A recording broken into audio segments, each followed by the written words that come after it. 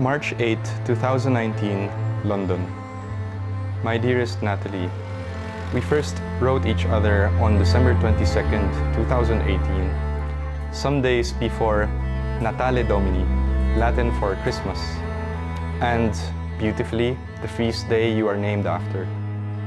I imagine in those days, once upon a time, the three magi following the star of Bethlehem from different lands, searching for the child Jesus, unexpectedly meeting each other on the same way and finally joining together to continue the journey with greater assurance. I feel that this has happened to us.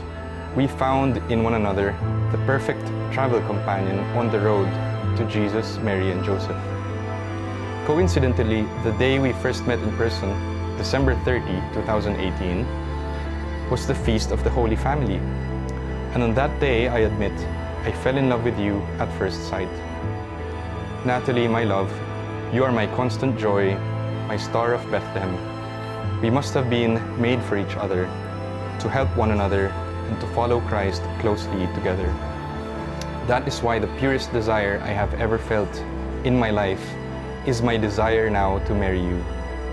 I constantly long for the joy of being with you. Natalie, my beloved, will you marry me? Let us walk closely with Christ in the days, hopefully years ahead.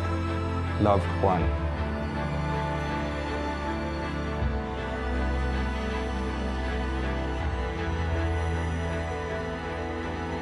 I call upon these persons here present to witness that I, Juan Miguel Afable Montes, do take thee, Natalie Steer, to be my lawful wedded wife, to have and to hold from this day forth, for better or for worse, for richer or for poorer, in sickness and in health, to love and to cherish, till death do us part.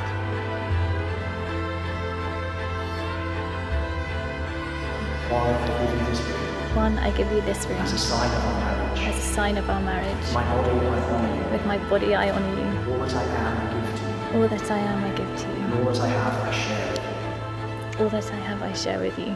In the name of the Father. In the name of the Father, and of the Son, and of the Son, and of the Holy Spirit. and of the Holy Spirit.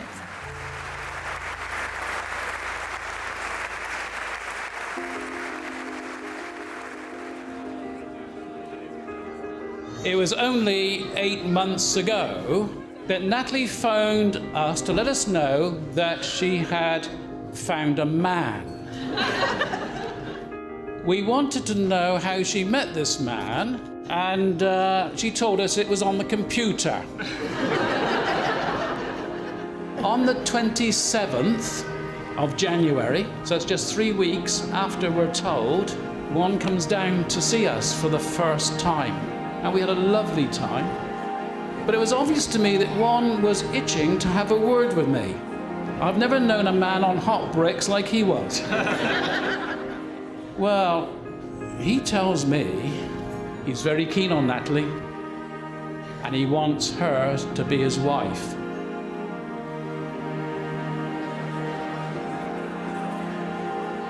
So already while we were still getting to know each other online, we began to feel at ease with one another, and we discovered that we really ticked each other's boxes. And I thought to myself, I'd better take a risk, jump on a train to Salisbury and meet this girl in person. And I'm not sure how I managed to even, hold a conversation, because the moment I saw her, I was just telling myself, Juan, don't mess this up, don't mess this up, don't mess this up.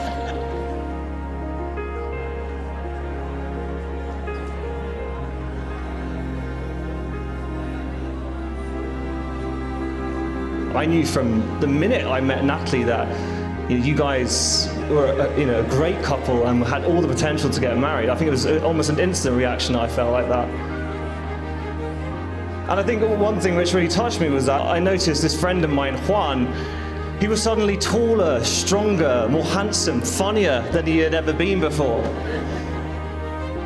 One of Juan's favourite writers and altogether spiritual guides is Pope John Paul II, and he famously said, "Man cannot find himself except through the sincere gift of himself." And so it brings me great joy to be standing here today, witnessing Juan fully finding himself along this broken road, meeting you, Natalie, and now giving of himself a sincere gift to you.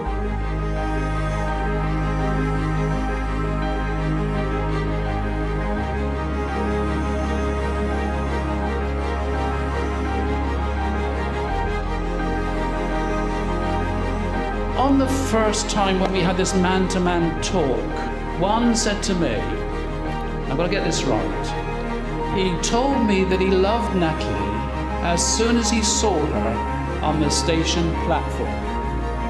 Think about that. He'd never met this girl before, apart from on this website thing.